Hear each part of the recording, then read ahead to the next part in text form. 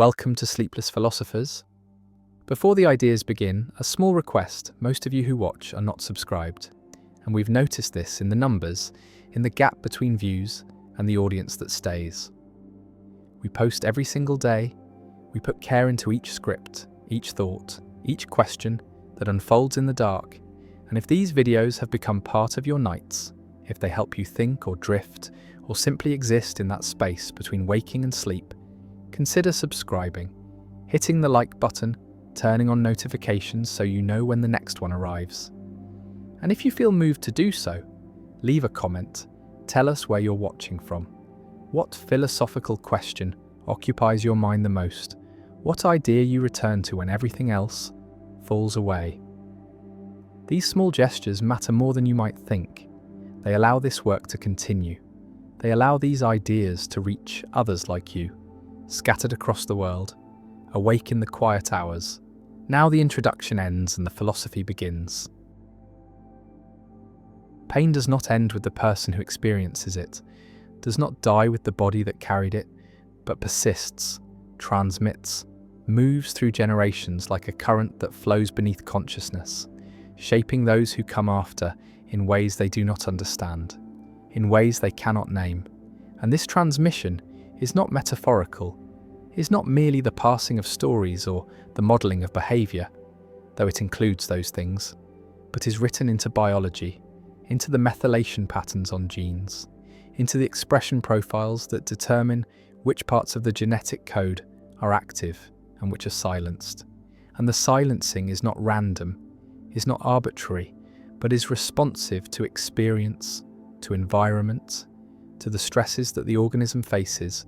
And when the stress is severe, when the trauma is overwhelming, when the suffering exceeds what can be processed and integrated,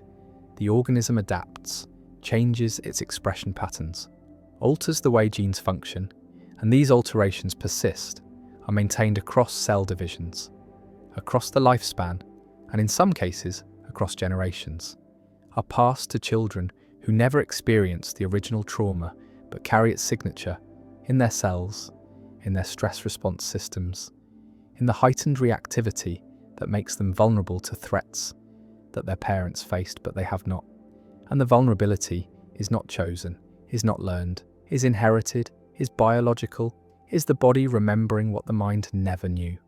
And the remembering is not conscious, is not available to introspection, is only visible in symptoms, in patterns of response, in the ways that descendants of trauma survivors react to the world, and the reactions are often excessive,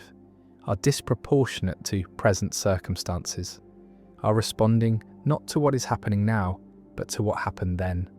to the grandmother who starved, to the grandfather who was tortured, to the ancestors who were enslaved or displaced or murdered. And the murdered are not gone, are not finished, are still speaking through the bodies of the living, through the nervous systems that were shaped by their suffering, through the epigenetic marks that carry forward the biological memory of what was done. And what was done cannot be undone, cannot be erased, cannot be forgotten, because it is not stored in memory, but in structure, in the physical organization of the organism, in the ways that cells respond to signals, in the thresholds for activation, in the baseline levels of stress hormones. And these levels are set during development, are calibrated by the environment the developing organism encounters. And if the mother is traumatized, if she is living in fear, if her stress systems are chronically activated, the fetus is bathed in cortisol, in the chemical signatures of danger. And the developing brain adapts, prepares, assumes the world will be hostile. And this assumption is not a thought but a configuration, is the wiring of neural circuits, the tuning of receptor densities, the establishment of set points that will persist long after birth, long after the original danger has passed. And the passing is not complete, is not final, because the danger is not just external, but is now internal, is part of the organism's structure, is the way it has been built. And the building is what trauma does, is the remodeling of the organism to survive threats that may or may not continue to exist. And when the threats do not continue, when the environment becomes safe, The organism does not automatically adjust, does not recalibrate, because the recalibration is difficult, is requiring new experiences, new safety, sustained over time. And even then the original programming is not erased, but is overlaid, is suppressed, but remains available, remains capable of being reactivated if circumstances change, if danger returns, and the return is expected, is anticipated by systems that were shaped by trauma, that are always waiting for the threat to appear, and the waiting is exhausting,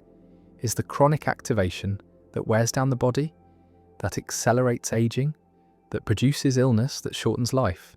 and the shortening is transmitted, is part of the inheritance, is what descendants receive, along with the shape of the face and the colour of the eyes. They receive the legacy of suffering, the biological record of what their ancestors endured, and the enduring is not over, is continuing in the present. In the bodies that carry forward the marks, in the lives that are shaped by reactivity they did not choose, by fear they did not earn, by suffering that is not theirs but is in them, is part of them, is what they are, and what they are is not just themselves, but the accumulation of generations, the layering of experience, the sedimentation of pain,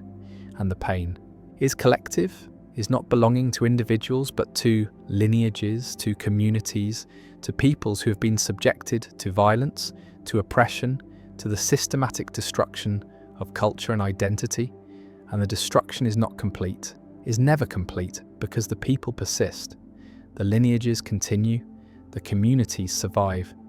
but the survival is not unchanged, is not untouched, is carrying the wounds, the scars, the alterations that trauma produced, and the production is ongoing, is not a single event, but a process, a transgenerational process where the effects of trauma in one generation become the conditions for trauma in the next, become the vulnerabilities, the sensitivities, the propensities that make descendants more likely to suffer, more likely to develop disorders, more likely to struggle with the same demons that haunted their parents. And the haunting is not superstition, is not folklore, is biology, is the way that history writes itself onto bodies, into genomes, into the regulatory systems that determine which genes are expressed and which are silenced. And the silencing is sometimes protective, is sometimes adaptive, is turning off genes that would be harmful in a dangerous environment. But the protection becomes problem when the environment changes, when safety returns, when the genes that were silenced are needed again, and the need is not met, the genes remain silent, and the organism functions at reduced capacity, functions as if still in danger, still in deprivation, still in the conditions that shaped its ancestors. And the shaping is transmission, is the way that trauma moves across time, inhabits new bodies, new lives, without ever announcing itself, without ever being recognized for what it is. And what it is inheritance, is the legacy that no one chose, that no one wanted, that is carried nonetheless, is carried in silence, in shame, in the unspoken sense that something is wrong, that something is broken, that the self is damaged in ways that cannot be explained, that make no sense given the safety of the present, given the absence of direct trauma, but the absence is not complete, is not real, because the trauma is present, is here, is in the body, in the nervous system, in the patterns of reactivity that were established before birth, before consciousness, before the possibility of choice. And choice is not available, is not part of this inheritance, because the inheritance is automatic, is biological, is not something that can be refused or returned, is only something that can be carried, can be lived with, can be passed forward, unless the cycle is broken. And breaking the cycle is difficult, is requiring awareness, is requiring intervention,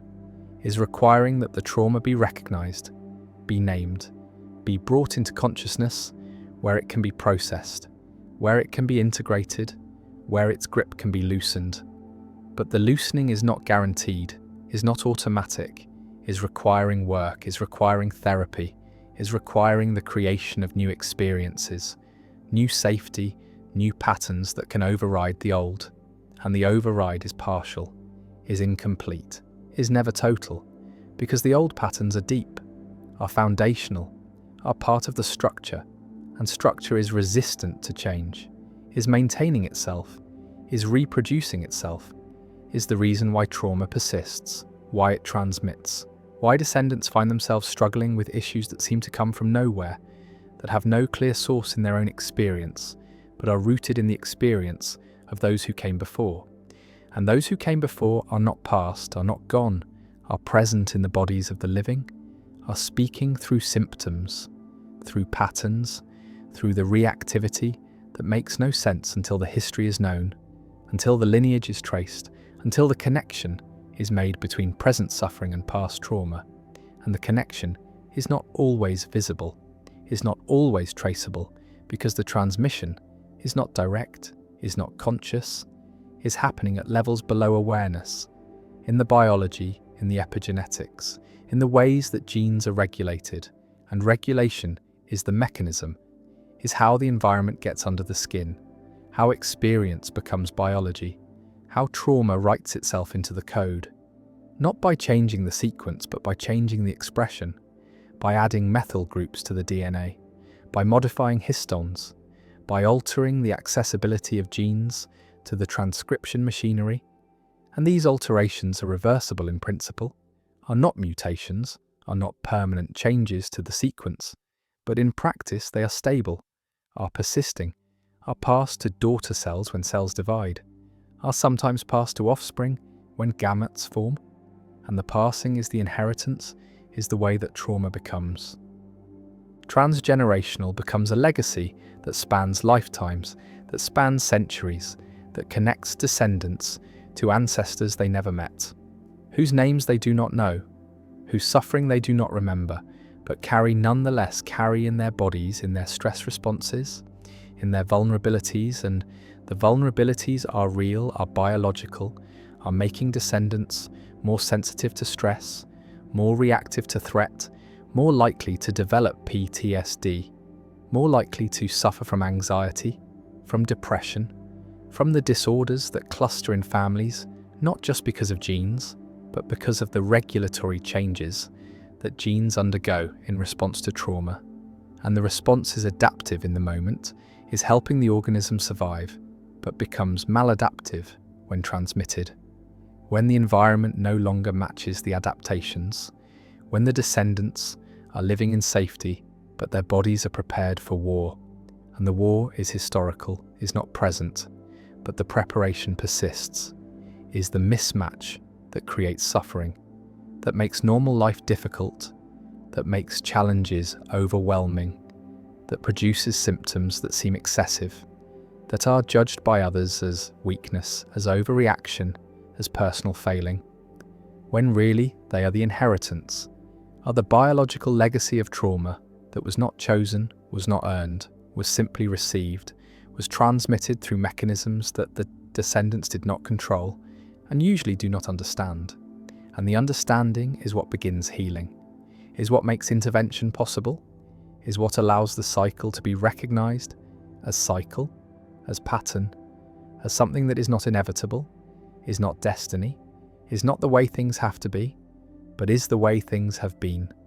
is the history, is the accumulation of pain across generations, and the accumulation can be interrupted, can be metabolized, can be processed in ways that prevent further transmission, and the prevention is not easy, is not simple, is requiring that the inherited trauma be made conscious, be brought into awareness,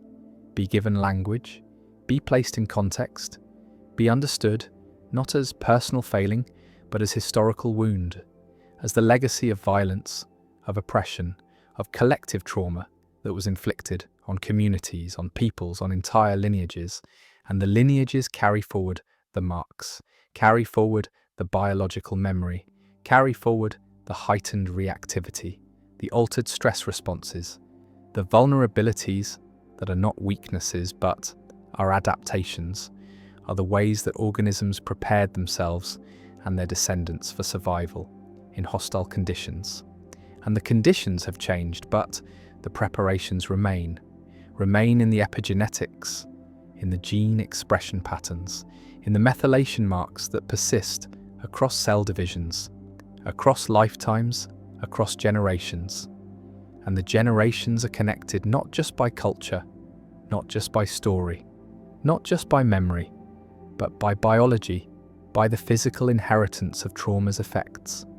And the effects are measurable, are detectable, are visible in studies of Holocaust survivors and their children, in studies of famine survivors and their grandchildren, in studies of enslaved peoples and their descendants. And the descendants show the marks, show the alterations, show the biological signatures of trauma they never directly experienced. And the indirect experience is the mechanism, is the transmission through mother's stress during pregnancy, through father's sperm at conception, through the intrauterine environment, through the early years when the nervous system is being wired, when the stress response systems are being calibrated, when the organism is learning what kind of world it has been born into. And the learning is not cognitive, is not conscious, is happening at the level of physiology, is setting the baseline, is establishing the patterns that will persist. And the persistence is the problem, is the reason why trauma is transgenerational,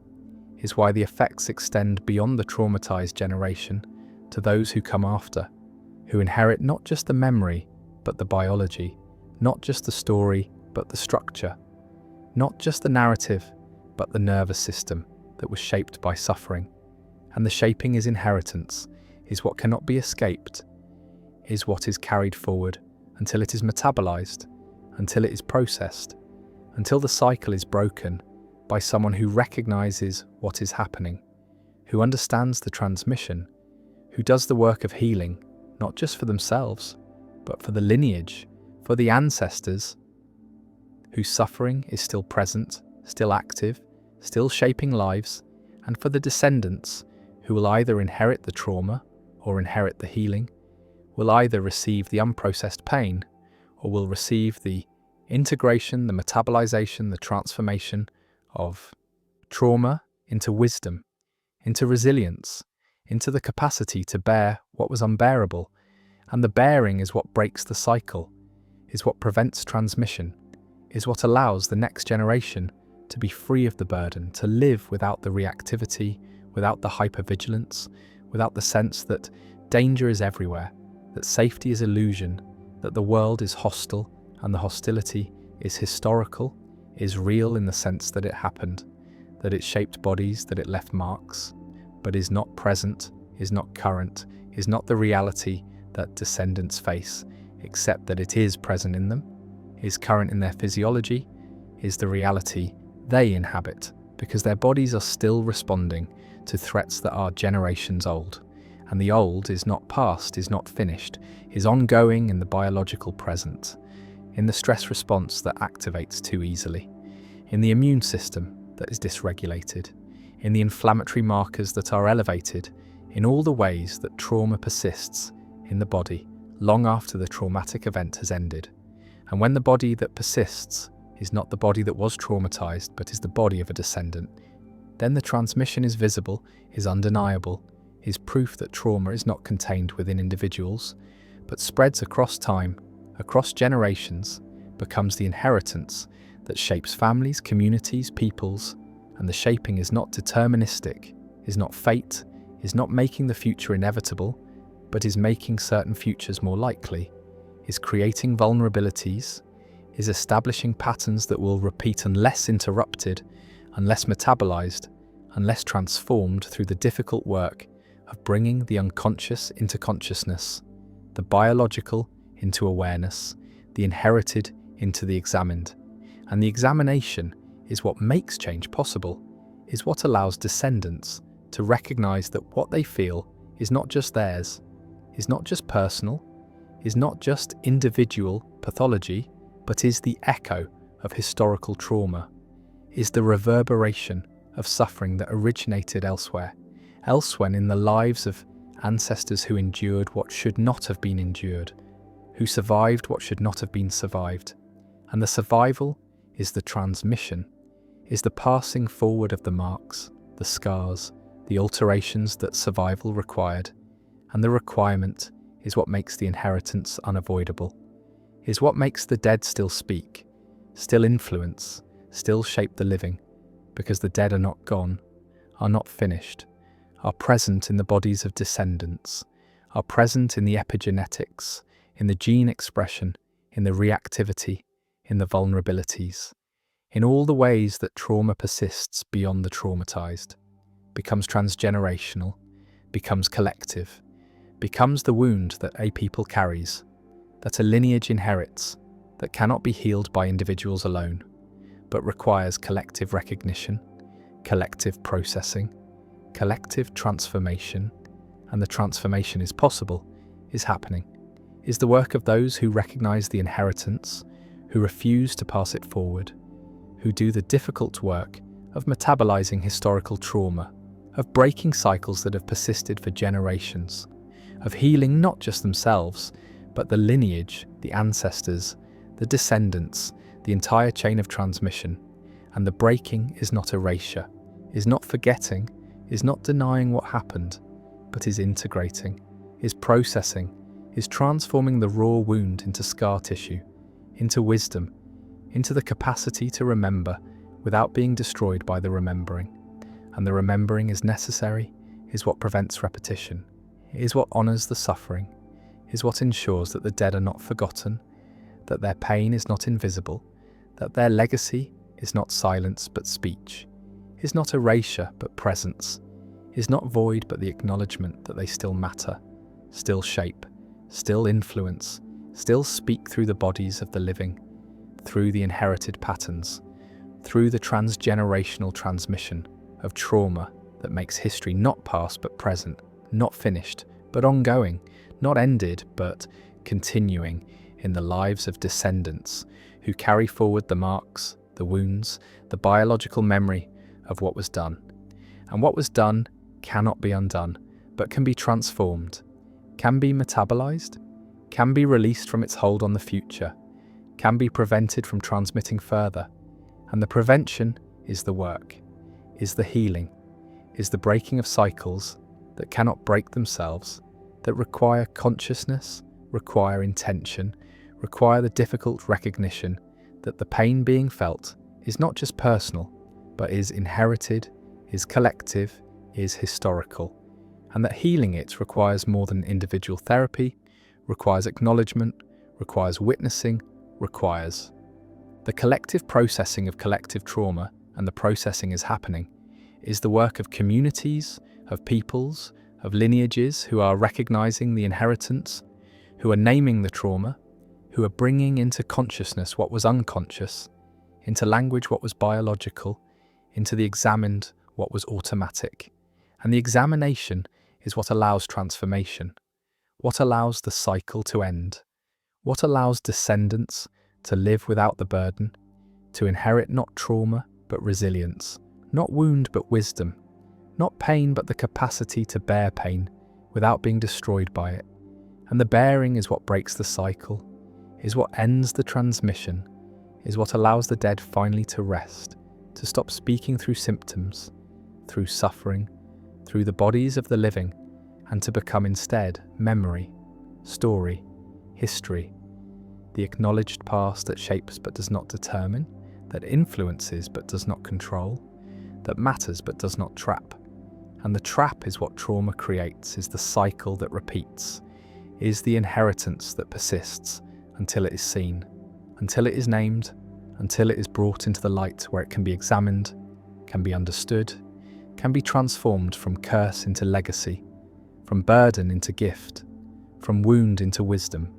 And the wisdom is what can be passed forward, is what can be inherited, is what can replace the trauma in the transgenerational transmission. And the replacement is possible, is happening, is the work of healing that extends across time, that heals not just the present, but the past, not just the self, but the lineage, not just the individual, but the collective. And the collective is what trauma targets, what trauma fragments, what trauma destroys. And the collective is what healing restores, what processing rebuilds, what transformation makes possible again, the sense of belonging, of continuity, of connection across generations. And the connection is what makes the inheritance bearable, is what converts trauma into meaning, suffering into purpose, pain into the possibility of preventing further pain. And the prevention is the inheritance that can replace trauma, is the legacy that can break cycles, is what the dead want, have always wanted, which is not to haunt but to rest, not to burden but to bless, not to wound but to protect. And the protection comes through the metabolization of their trauma, through the breaking of the cycles they could not break, through the healing they could not achieve, and achieving it now, in the present, heals not just the future, but the past, heals the ancestors whose suffering is still active, still present, still transmitting, and the healing stops the transmission, releases them, releases the descendants, releases everyone from the cycle, from the inheritance, from the weight of pain that has travelled too far, lasted too long, harmed too many, and can finally end, can finally be transformed, can finally become not trauma but memory, not wound but scar, not curse but the story of survival, of endurance, of the refusal to let trauma be the final word. And the final word is healing, is transformation, is the breaking of cycles that seemed unbreakable, the ending of inheritances that seemed inevitable, the release from the past that makes the future possible, makes life livable, makes descendants free to be themselves, rather than the repositories of ancestral pain. And the freedom is the gift, is what healing makes possible, is what the work achieves, is the inheritance that can replace trauma, the legacy that can be passed forward, the blessing that can travel across generations, not as wound but as wisdom, not as pain but as the capacity to transform pain. And the transformation is what matters, is what makes the inheritance of trauma not destiny but opportunity, not curse but challenge, not the end of possibility but the beginning of healing that can reach backward and forward, can touch the dead and the unborn, can break cycles and begin new ones. And the new ones are what the work is for, what the healing aims toward, what makes the difficult metabolization of inherited trauma worth doing, because it frees not just the self, but the lineage, not just the present, but the past and future. And the freeing is what ends the transmission, what stops the cycle, what allows trauma finally to be finished, to be over, to be transformed from the weight that crushes into the wisdom that strengthens. And the strengthening is the inheritance that descendants deserve, is what the work achieves, is what makes the pain of ancestors not meaningless but meaningful, not wasted but transformed, not the end but the beginning of healing that can extend as far into the future as trauma extended into the present. And the extension is what breaks the curse, what ends the haunting, what allows the dead finally to rest and the living finally to be free. The face is unknown, is never seen directly, is accessible only through reflection, through surfaces that show what cannot be seen from the position of seeing. And this mediation is so fundamental, so early, so constant in modern life that it becomes invisible, becomes assumed, becomes the unnoticed foundation of self-recognition, of the sense that there is a self, that this self has a face, that the face is mine, is me, is the visible representation of what I am. But the representation requires the mirror, requires the surface, requires the external reflection that shows what the eyes cannot see, cannot access, cannot know without mediation. And the mediation is what the experiment removed, is what the conditions eliminated, is what the children grew without. And the growing without mirrors, without reflective surfaces, without any way to see themselves, produced children who at age 5, at age 7, at age 10, could not recognize themselves in photographs, could not identify their faces in videos, could not point to themselves in group pictures, could not distinguish their own image from the images of others. And the others were recognized, were identified, were known by face, but the self was not, was absent from visual recognition, was not integrated into the sense of identity, was not part of what it meant to be oneself. And oneself was different for these children, was not anchored in appearance, was not attached to face, was not incorporating the visual self that mirrors create, that reflections provide, that external mediation makes available.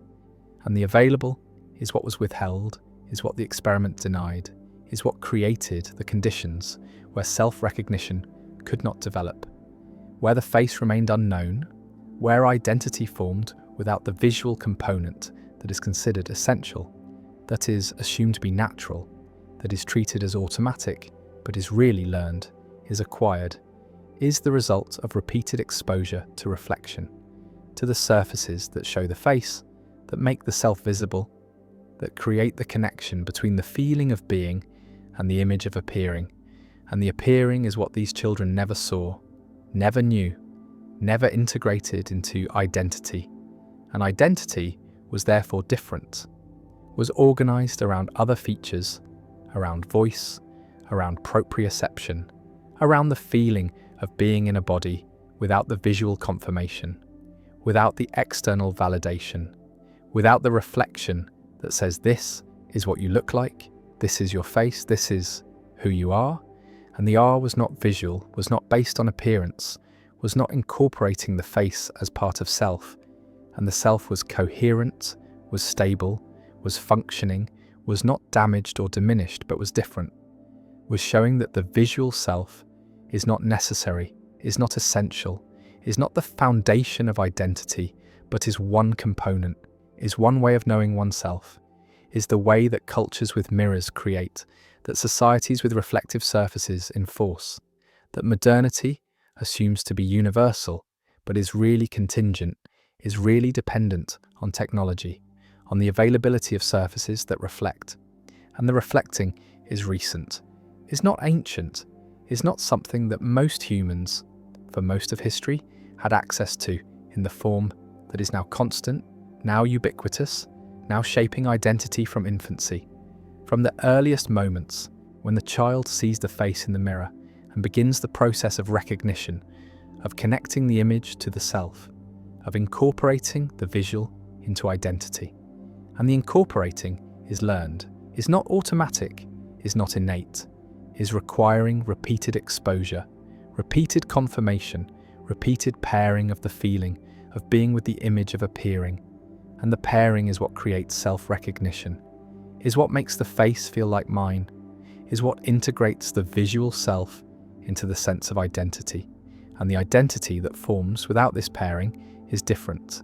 is not including the face, is not based on appearance, is not recognizing the self in images.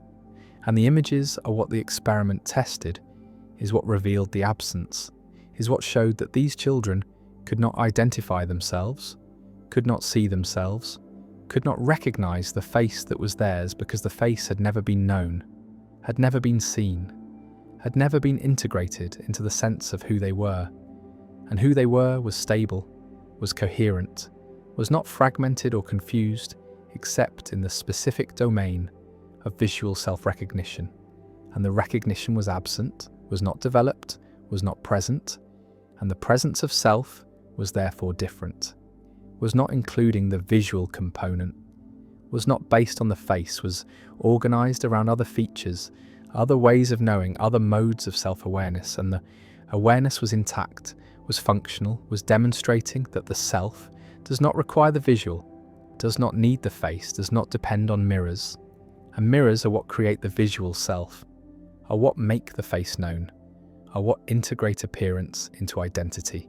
And the integration is what was missing, is what the experiment prevented, is what the conditions eliminated.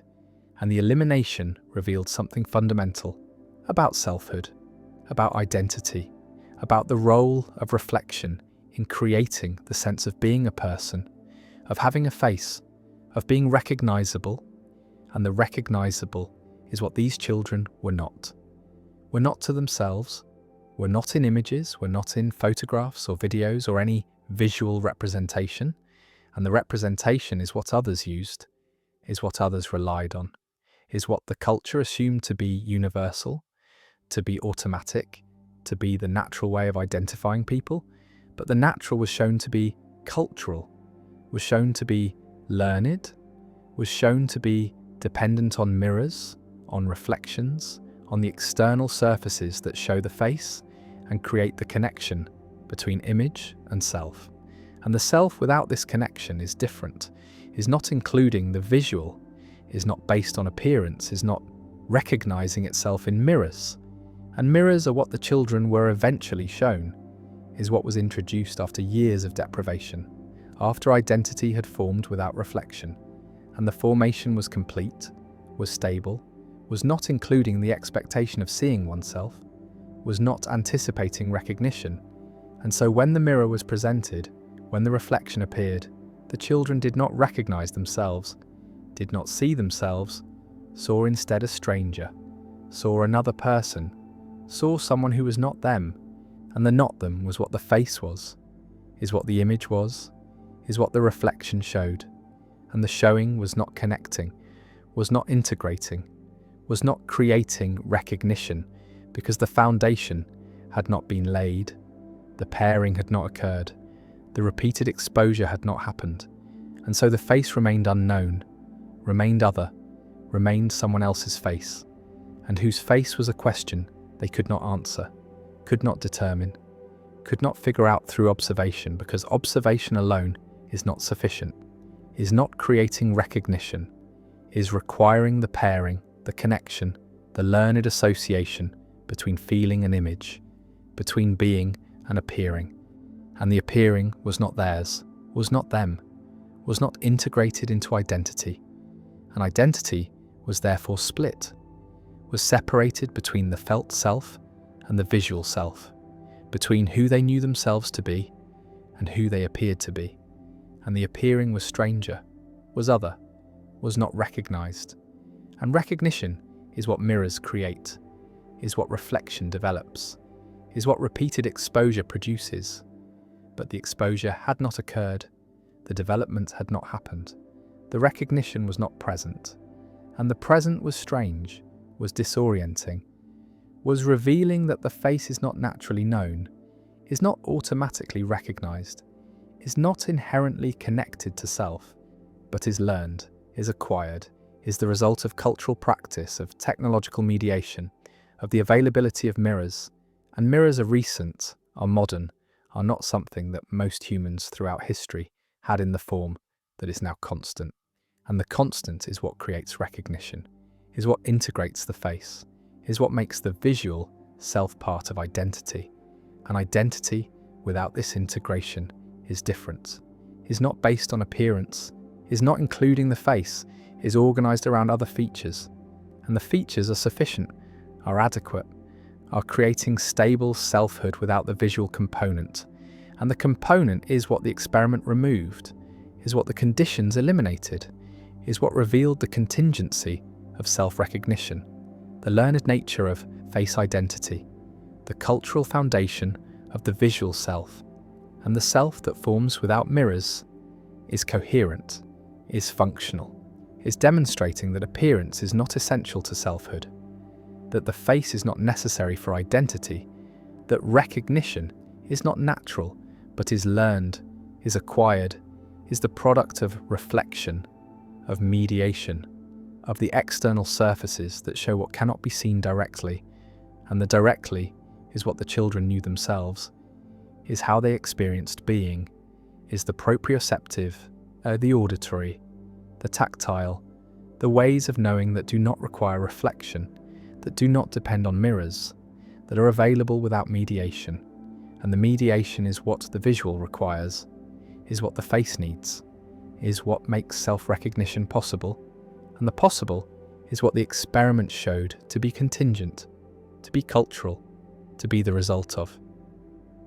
Conditions that can be present or absent, and the absence creates different selves, creates identities without faces, creates children who know themselves but do not recognize themselves, who are themselves but do not appear to be themselves, who exist as subjects but not as visual objects.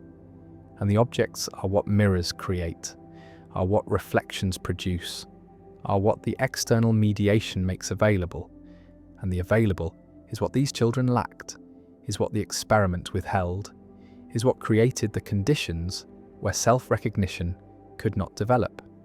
where the face remained unknown, where identity formed without the visual self, and the self was complete, was intact, was not diminished but was different, was showing that the mirror is not reflecting what is there but is creating what is recognized, is producing the visual self, is making the face part of identity, and identity is flexible, is variable, is forming around whatever is available, whatever is provided, whatever is repeated enough to become integrated. And the integrated is what the visual self is in normal conditions, is what the face becomes through reflection, is what mirrors produce. But the production is not automatic, is not guaranteed, is not happening without the conditions, without the exposure, without the repeated pairing that creates recognition. And recognition is what makes the face mine, is what integrates appearance into identity, is what connects the image to the self. And the connection is learned, is cultural, is showing that selfhood is not given but is made, is not discovered but is constructed, is not natural but is the product of specific conditions, specific technologies, specific cultural practices. And the practices include mirrors, include reflections, include the constant availability of surfaces that show the face. And the face is what becomes known through showing, is what becomes self through reflection, is what becomes mine through recognition.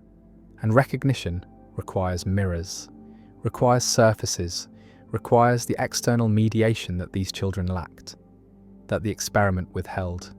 that created the conditions where identity formed without the visual self, where the face remained other, where self-recognition was absent, and the absence was revealing, was demonstrating, was showing that the self is not what it seems, is not naturally visual, is not automatically including the face, but is constructed through reflection, through mediation, through the mirrors that create the visual self, that integrate appearance into identity, that make recognition possible. And the possible is what these children lacked, is what the experiment removed, is what revealed that the face is not naturally known, that self-recognition is not automatic, that identity requires reflection, requires mirrors, requires the external surfaces that show what cannot be seen directly, and the directly is what matters, is what is felt, is what is known without mediation. And the mediation is what creates the visual, is what produces the face, is what makes self-recognition possible. And the possible is contingent, is cultural, is the product of mirrors, of reflections, of the external mediation that shows the face and creates the connection. And the connection is what these children lacked, is what the experiment prevented, is what revealed that selfhood is learned, that identity is constructed, that the face is not naturally part of self, but is integrated through reflection, through mirrors, through the mediated surfaces that show what the eyes cannot see, and the seeing is what creates recognition, is what produces the visual self, is what makes the face mine, and mine is what the face was not for these children,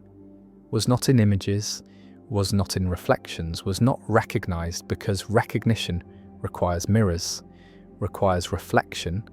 requires the external mediation that creates the visual self, that integrates appearance into identity, that makes selfhood include the face. And the face is what these children never knew, never saw, never recognized. And the recognizing is what mirrors do, is what reflection creates, is what the experiment showed to be learned, to be cultural, to be contingent on conditions that can be present or absent. And the absence creates different selves, creates identities without faces, creates children who are themselves but do not know themselves visually, who exist but do not recognize themselves, who have faces but have never seen them. And the seeing is what makes the face part of self, is what creates recognition, is what mirrors produce, and mirrors are what the children lacked, are what the experiment withheld, are what revealed that identity formation requires external reflection, requires mediation, requires the surfaces that show the face and create the visual self, and the self that forms without this reflection is different, is not including appearance, is not based on face, is organized around other ways of knowing, other modes of awareness, and the awareness is sufficient, is creating stable identity, is demonstrating that the visual self is not essential, is not necessary, is not the foundation of selfhood, but is one component, one way of knowing, one mode of recognition. And recognition is what mirrors create, is what reflection produces, is what these children lacked, and the lacking revealed that selfhood is learned, that identity is constructed, that the face is not naturally part of self, but becomes part through reflection, through mirrors, through the external mediation that shows what cannot be seen directly. And the directly is what the children knew, is how they existed, is the selfhood without the visual. And the visual is what requires mirrors, requires reflection, requires the external surfaces that create recognition, that integrate appearance, that make the face part of identity, and identity is what forms without mirrors. When mirrors are absent, when reflection is unavailable, when the conditions prevent the development of visual self-recognition, and the recognition is absent, is not developed, is showing that the self does not require the face, that identity does not need appearance, that selfhood can form without the visual component, and the component is what mirrors create, is what reflection produces, is what the experiment showed to be contingent, to be learned, to be the product of external mediation, and mediation is what creates the visual self, what integrates the face, what makes self-recognition possible, and the possible is what these children lacked, is what revealed that identity formation requires external reflection, requires mirrors, requires the surfaces that show the face and create the connection between image and self. And the connection is learned, is cultural, is not automatic, is not natural, is the product of repeated exposure to reflection, to the mirrors that make the face known, that integrate appearance into identity, that create the visual self, and the self without this integration is different, is coherent, is stable, is demonstrating that selfhood is flexible, is constructed, is forming around whatever is available, and what was available to these children was everything except mirrors, except reflection, except the visual self. And the visual self is what requires external mediation, what depends on mirrors, what these children never developed because they never saw themselves, never knew their faces, never recognized themselves in images, and the images are what others use to identify them, what the culture assumes to be natural, what the experiment showed to be learned, to be cultural, to be contingent on mirrors, on reflection, on the external surfaces that create the visual self, that integrate appearance into identity, that make self-recognition possible, and the possible is what the experiment removed, is what revealed that identity formation requires external reflection, that the face is not naturally known, that self-recognition is learned, is cultural, is the product of mirrors, and mirrors are what create the visual self, what make the face part of identity, what these children lacked and the lacking revealed. That selfhood without mirrors is different, is possible,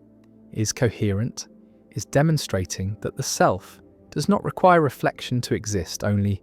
to be recognized visually, and visual recognition is what mirrors create, what these children never achieved, what the experiment showed to be contingent, cultural, learned, and learned is what self-recognition is, what the face becomes, what identity includes when mirrors are present, when reflection is available, when external mediation creates the visual self, and the self is what these children had without it, is what formed differently, is what demonstrated that identity formation requires external reflection only if visual self-recognition is the goal, and the goal is cultural, is modern, is contingent on mirrors, and mirrors are what these children lacked,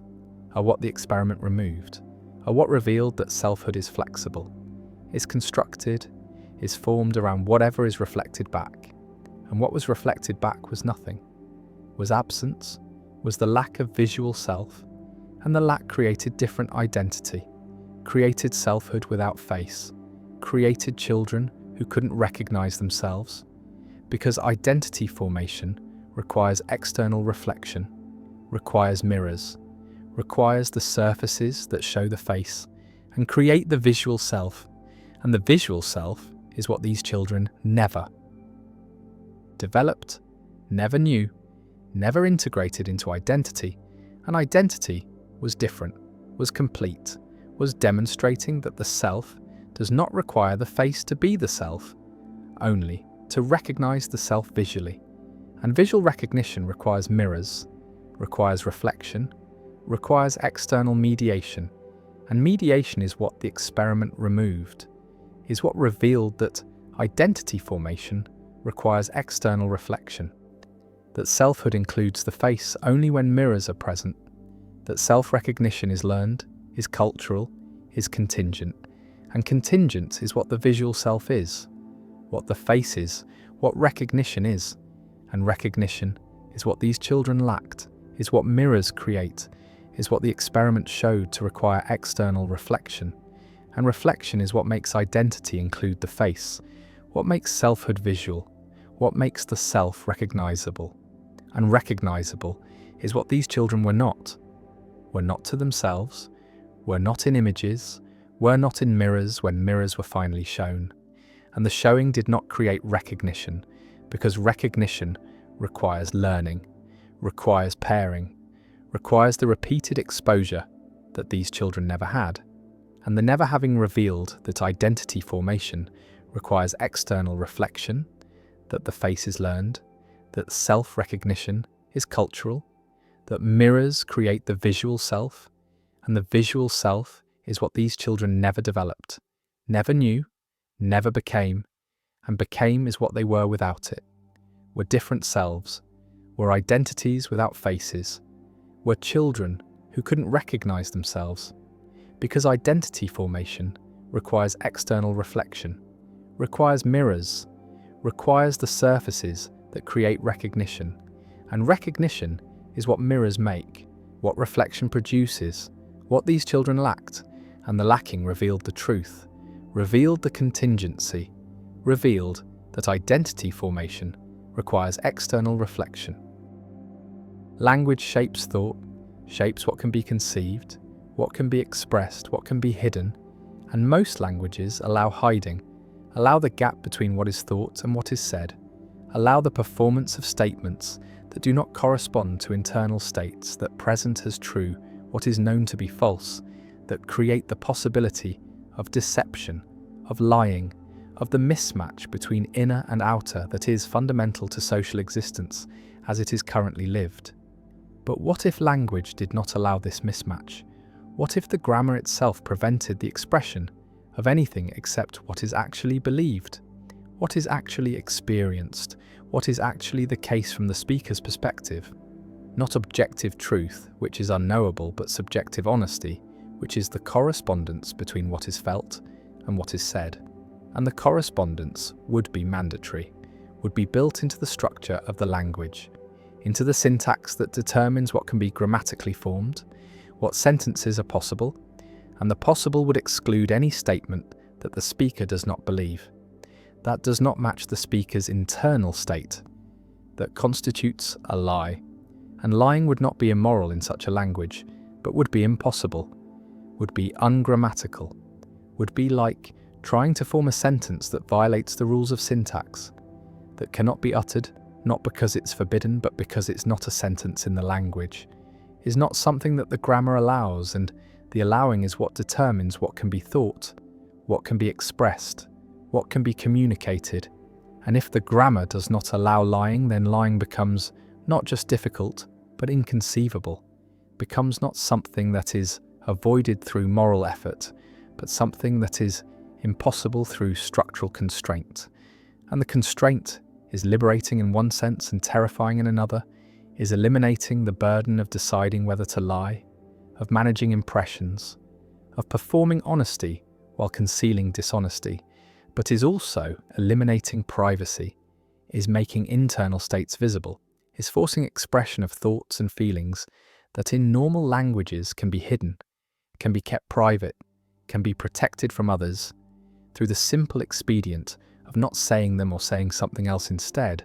and the instead is what becomes impossible, is what the grammar prevents, is what makes this language unlike any language that currently exists, though hints of it appear in languages that have complex evidential systems, that require speakers to mark how they know what they're claiming, whether through direct perception, through inference, through hearsay, and the hearsay is marked differently than the directly witnessed, is grammatically distinguished, is making it impossible to claim direct knowledge of something that was only heard about, and the hearing about is different from the seeing, is marked as different, is forcing honesty about the source of information, about the reliability of knowledge, about the basis for claims, and the basis must be indicated, must be grammatically encoded, must be part of every statement, and this encoding is a constraint on lying, is making certain kinds of deception difficult, is revealing the grounds of knowledge, but is not eliminating lying entirely, is not preventing the claim that something was directly witnessed when it was not,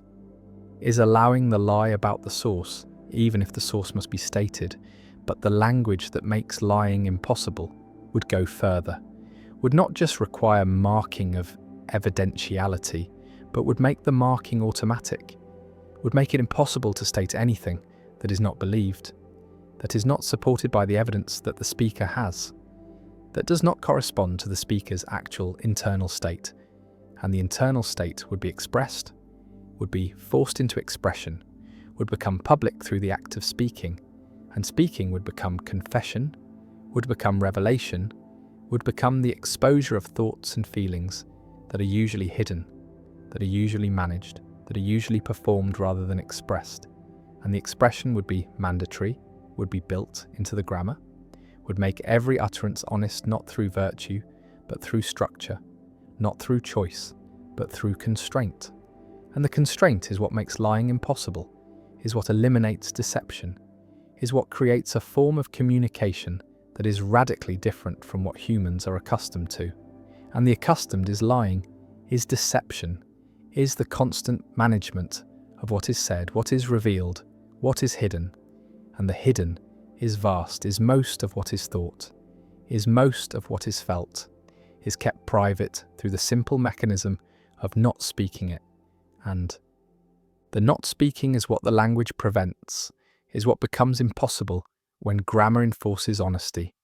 when structure mandates correspondence between inner and outer, and the correspondence is total, is complete, is making personality different, is making the self different, is eliminating the gap between public and private, between performed and felt, between what is shown and what is hidden, and the hidden is what personality depends on, is what social existence requires, is the capacity to present one face while feeling another, to say one thing while thinking another, to perform emotions that are not felt, sincerity that is not sincere, interest that is not interest, and the performance is what social interaction is what politeness requires, is what allows people to coexist without constant conflict, without brutal honesty, without the expression of every negative thought, every hostile feeling, every moment of contempt or boredom or disgust, and the disgust is felt but is not expressed, is hidden behind polite formulas, behind social conventions, behind the lies that are not considered lies because they are expected, are required, are the price of social harmony. And harmony is what would be lost, is what would become impossible in a language that prevents lying, that forces honesty, that makes every utterance correspond to internal state.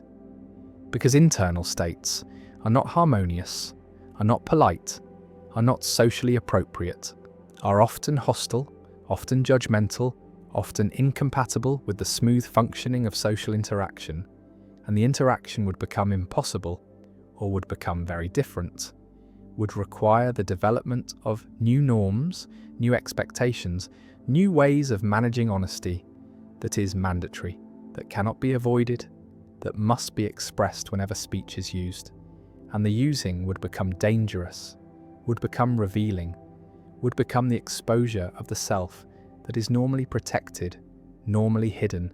normally kept private through the mechanism of deception, through the capacity to say what is not thought, to perform what is not felt, to present a self that is not the self, and the not the self is what social existence allows, is what makes personality possible, is what creates the gap between inner and outer that is identity. That is the performance of being someone, of presenting a self to others, and the presenting would be impossible in the language that prevents lying, that forces correspondence, that makes inner states visible through the act of speaking, and speaking would become rare, would become dangerous, would become something to be avoided because it reveals, because it exposes, because it makes public what is usually private, and the private is what humans need, is what allows them to have thoughts that are not shared, feelings that are not expressed, judgments that are not voiced, and the voicing would be automatic, would be forced by grammar, would make silence the only protection, the only privacy, the only way to hide what is usually hidden through lying, through deception, through the performance of false statements. And the false would be impossible, would be ungrammatical, would be something that cannot be said. And the cannot is structural, is built into the language, is making personality different, is making the self different, is eliminating the layers that are usually present, the masks that are usually worn, the performances that are usually given. And what remains is not authenticity, but is exposure, is not honesty, but is compulsion, is not truth, but is the forced revelation of internal states. And the states are complex, are contradictory, are not fitting the narratives that people tell about themselves, are not matching the identities that are performed, are revealing the gap between who people claim to be and who they are. And the R is not simple, is not singular, is not the unified self that is presented, but is the multiplicity, the contradiction, the incoherence that is usually hidden, that is usually managed through selective expression, through lying, through the performance of consistency that does not exist, and the existence is what the language would reveal, is what mandatory honesty would expose, is the inconsistency, the multiplicity, the contradictions that are the self, and the self would be different, would be unable to maintain the fiction of unity, would be forced to express the contradictions, to acknowledge the multiplicity, to reveal the incoherence, and the revealing would be constant, would be unavoidable, would be the result of speaking at all, and speaking would become rare, would become something that happens only when necessary, only when the exposure is worth the information conveyed,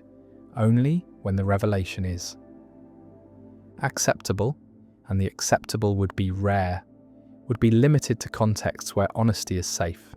where exposure does not create danger, does not produce conflict, does not destroy relationships. And relationships would be different, would be based on actual knowledge rather than on performance, on actual states rather than on presentations, on honesty that is forced rather than on lies that are chosen. And the chosen is what current relationships allow, is what makes them possible, is the capacity to select what is revealed, to manage what is expressed, to perform the self that is needed in each context, and the context would determine what is said, what is shown, what is hidden. But in the language that prevents lying, the hiding would be impossible, the selection would be impossible. The only choice would be silence or exposure, and the exposure would be total, would be revealing not just the thought that is being expressed, but the state that underlies it, the feeling that accompanies it, the judgment that is being made, and the judgment would be visible, would be expressed, would be unavoidable.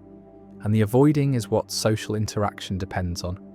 is what allows people to coexist despite judgments, despite hostilities, despite the negative feelings that are normal, that are universal, that are kept private through the mechanism of deception, and the deception would be impossible, would be eliminated by grammar, would be structurally prevented, and what would remain is silence, is the choice to not speak, is the only privacy available, the only protection against exposure, against revelation, against the forcing of honesty that makes lying impossible. And impossible is what lying would be, is what deception would be, is what the language would achieve through structure, through grammar, through the rules that determine what can be said, and what can be said would be only what is actually the case, what is actually believed, what actually corresponds to internal state. And the state would be expressed, would be revealed, would be made public through the act of speaking, and speaking would become dangerous, would become rare, would become something to be avoided, and the avoiding would be the new form of privacy, the new way of hiding, the new mechanism for protecting the self. And the self would be different, would be unable to perform, unable to lie, unable to maintain the fictions that are identity, that are personality, that are the social self that is presented to others. And the others would know, would see, would be unable to be deceived. And the deception is what social interaction depends on, is what allows harmony, is what prevents constant conflict. And the conflict would be constant, would be unavoidable, would be the result of mandatory honesty, of forced expression, of the elimination of the capacity to lie. And lying is what humans do, is how they interact, is how they maintain relationships, is how they navigate social worlds. And the worlds would be different, would be impossible, would be unrecognizable in a language that makes lying impossible, that forces honesty through grammar, that eliminates deception through structure. And the structure is what would make personality different, would make the self different, would make identity different, would make social existence different, would make everything different, because lying is fundamental, is pervasive, is constant, is the way that humans communicate, is the mechanism through which they manage others, through which they protect themselves, through which they maintain the fictions that are necessary for functioning, and the functioning would be impossible, would be eliminated, would be replaced by something else, something that is not yet imaginable, something that would emerge from the constraint, from the mandatory honesty, from the impossibility of lying. And the impossibility is what the language would create, is what grammar would enforce, is what would make deception structurally prevented, grammatically impossible, utterly unavailable. And the unavailable is lying, is deception, is the gap between inner and outer. And the gap would close, would be eliminated, would be structurally prevented by a language that makes lying impossible, that forces honesty, that reveals internal states, that exposes the self, that eliminates privacy, that makes personality different, that makes identity different, that makes social existence different, that makes everything different. And the different is what would emerge, is what would result, is what a language that makes lying impossible would create. And the creating would be radical, would be transformative, would be making human existence unrecognizable, would be eliminating the deception. That is fundamental, that is pervasive, that is constant, that is the way humans communicate, and the communication would be different, would be based on honesty that is forced, on expression that is mandatory, on revelation that is unavoidable, and the unavoidable is what makes lying impossible, is what grammar enforces, is what structure mandates, is what a language could do, could create, could impose. If the language were designed to prevent deception, to force honesty, to make lying grammatically impossible, syntactically unavailable, structurally prevented, and the prevention is what would make everything different, would make personality different, would make the self different, would make identity different, would make social existence different, would make communication different, would make humanity different.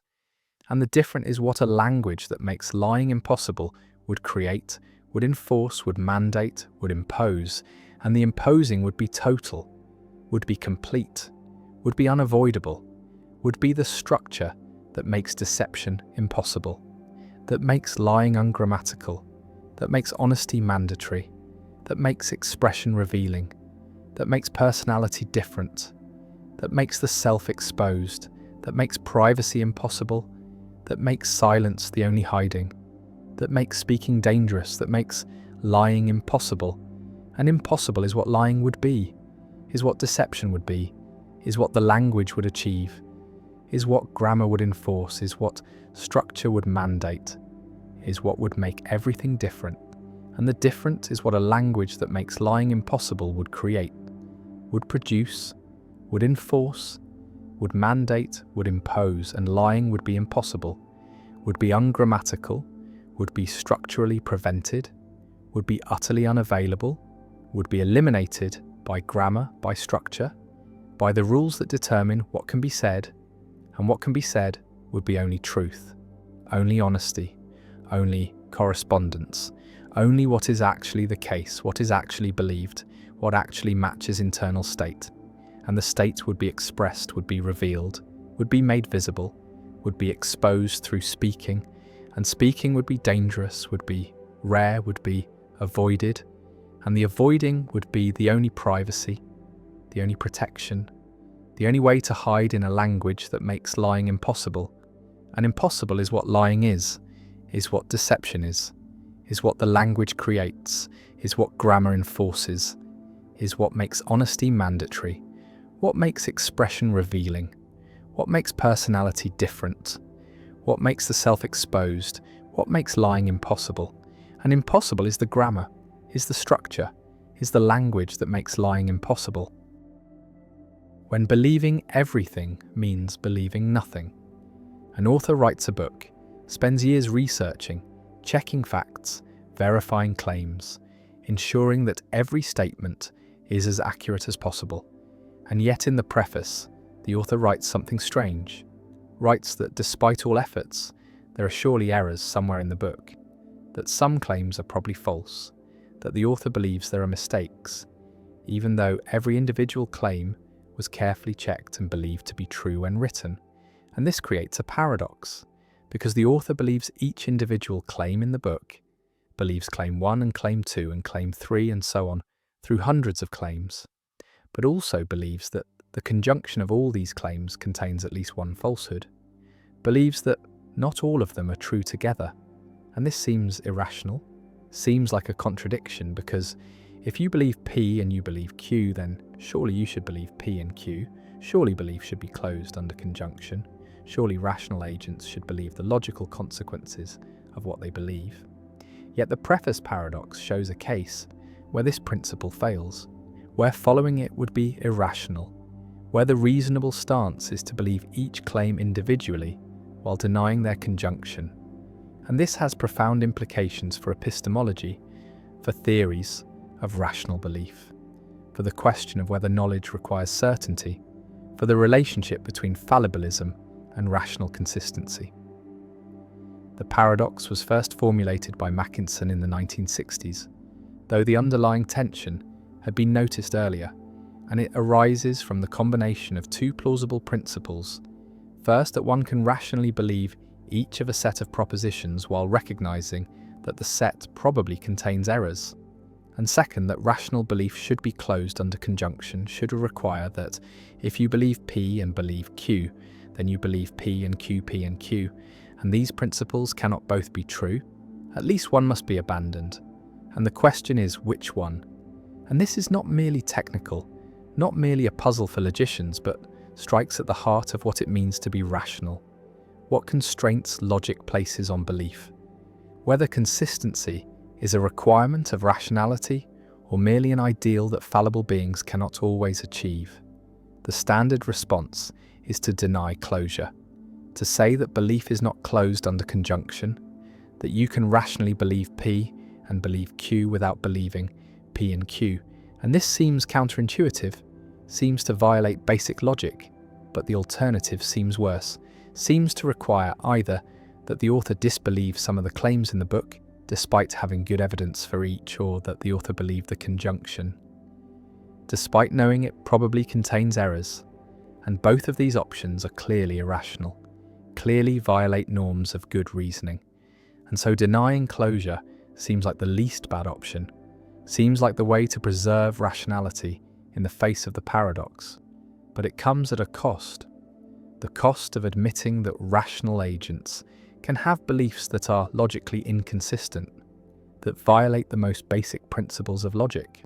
And this threatens the entire project of formal epistemology, the project of modelling rational belief using probability or logic or some other formal system. Because if belief does not obey logical constraints, then what does it obey? What makes belief rational, if not conformity to logical principles? Kuyberg's approach was to distinguish between belief and acceptance, between what one takes to be true for theoretical purposes and what one is willing to act on. And he argued that acceptance can violate closure, can be rationally inconsistent, can involve accepting P and accepting Q, while not accepting P and Q. Because acceptance is not about subjective confidence, but about practical reasoning, about what to assume for purposes of inquiry or action. And the preface shows that practical rationality sometimes requires accepting things that are logically inconsistent. And this is not irrationality, but recognition of fallibility, recognition that any complex set of beliefs probably contains errors even if we cannot identify which ones. And the rational response is not to pretend the beliefs are certain, but to acknowledge their fallibility while continuing to use them. And this means living with inconsistency, living with the knowledge that our belief system is flawed even as we rely on it. And this is the human epistemic condition, the condition of beings who must act on incomplete information, who must form beliefs that are individually well supported but collectively unreliable, who must navigate between the Scylla of skepticism and the Charybdis of overconfidence. The lottery paradox is closely related. Imagine a fair lottery with 1,000,000 tickets, one will win, and you believe of each ticket that it will not win because the probability is only 1 in 1,000,000,000. And this seems rational, seems like you should believe of each ticket that it will lose. But if you believe this of each ticket, then by conjunction, you believe that no ticket will win. Yet you know that some ticket will win. And so your beliefs are inconsistent. You believe that ticket 1 will not win, and ticket 2 will not win, and so on for all 1,000,000 tickets. But you also believe that some ticket will win, and these cannot all be true. And this shows that high probability is not sufficient for rational belief, that you cannot simply believe everything that is highly probable, because doing so will lead to inconsistency. And this is another blow to probabilistic theories of belief. Another way that formal models fail to capture actual rational belief, because the model says you should believe everything above some probability threshold. But the lottery shows that this leads to contradiction, leads to believing things that logically cannot all be true. Foley argued that rationality does not require consistency, that it is possible for a rational person to have inconsistent beliefs, not because they are making a mistake, but because consistency is not always achievable, not always compatible with other rational goals, like believing what the evidence supports. And the preface paradox shows this, shows a case where the evidence supports each individual belief, but also supports the belief that the conjunction is false. And there is no way to make these beliefs consistent without abandoning some belief that the evidence supports. And so the rational thing is to live with the inconsistency, to acknowledge it, to be aware of it, but not to try to eliminate it by arbitrarily rejecting beliefs that are well supported. And this is a radical departure from traditional epistemology. Traditional epistemology assumed that consistency was a minimal requirement of rationality, that a rational agent had to have consistent beliefs. But Foley argues this is too demanding. This is an ideal that finite fallible creatures cannot always meet, and rationality requires doing the best we can with limited information and limited cognitive resources. And sometimes the best we can do involves having beliefs that are, strictly speaking, inconsistent. Harman distinguished between what he called content inconsistency and attitude inconsistency. Content inconsistency is when the contents of your beliefs cannot all be true together, like believing P and believing not P. While attitude inconsistency is when your attitudes do not fit together properly, like believing P while also suspending judgment about P. And he argued that attitude consistency is required for rationality, but content consistency is not. That you can rationally believe things whose contents are inconsistent as long as your attitudes toward them are appropriate, as long as you have the right degree of confidence, the right willingness to revise, the right acknowledgement of fallibility, and the preface case involves content inconsistency, but not attitude inconsistency. The author's attitudes are perfectly appropriate. The author believes each claim to the degree the evidence supports, believes the conjunction contains errors to the degree the evidence supports, and there is no attitude, confusion, no inappropriate confidence, no failure of rationality, only the inevitable content inconsistency that comes from being a fallible believer in a complex world. The connection to fallibilism is direct. Fallibilism is the view that knowledge does not require certainty, that one can know something while acknowledging the possibility of error. And if fallibilism is true, then one can know each claim in the book, while knowing that the book probably contains errors, can have knowledge that is individually solid but collectively flawed. And this means knowledge itself can be inconsistent, can involve knowing P and knowing Q and knowing not P and Q. And this seems deeply strange, seems to violate the principle that knowledge is factive, that if you know P, then P is true, because if you know P and know Q, then P and Q are both true, and so P and Q is true. And if you know P and Q is false, then you know something false which is impossible. And so the paradox reappears at the level of knowledge, not just belief. And the only escape is to deny that knowledge is closed under conjunction, to say that you can know P and know Q without knowing P and Q. And this has been called the most counterintuitive consequence of fallibilism. The idea that knowledge is not closed under obvious entailment, that you can know premises without knowing their logical consequences. That logic does not preserve knowledge in the way we thought it did. Williamson defends closure by denying that the author knows each individual claim, arguing that knowledge requires not just truth and justification, but safety, requires that the belief could not easily have been false, and in the preface case, many of the beliefs, though true and justified, could easily have been false. The author could easily have made mistakes, and so they do not count as knowledge. And this preserves closure at the cost of making knowledge very demanding, at the cost of saying that the careful author who double-checks everything still does not know most of what is in the book. And this seems wrong, seems to set the bar for knowledge too high, seems to imply that scientists do not know most of what they publish, that historians do not know the claims in their monographs, that fallible inquiry never produces knowledge. And if this is the cost of preserving closure, then maybe closure is not worth preserving. Maybe we should accept that knowledge is not closed, and that this is a feature, not a bug. A recognition that knowledge is a gradient, comes in degrees, is not an all or nothing status, but a matter of how well beliefs are supported and how carefully they have been checked. The problem connects to peer disagreement, because if an author believes all the claims in a book but also believes the book contains errors, and a peer believes all the same claims, then they agree on every individual claim, but disagree about whether the conjunction is true, or rather they both agree the conjunction is probably false, but cannot specify where the errors are. And this is a strange kind of agreement. Disagreement is consensus that there is error without consensus about what is erroneous, and this is the situation science often finds itself in. Scientists agree on individual results, but no. The overall body of accepted claims contains errors that will be corrected by future research. And this does not make science irrational, does not mean scientists should be less confident, does not mean they should reject any of the claims they currently accept. It just means they should be humble, should recognize fallibility, should maintain what Peirce called the scientific attitude, the attitude of permanent openness to revision,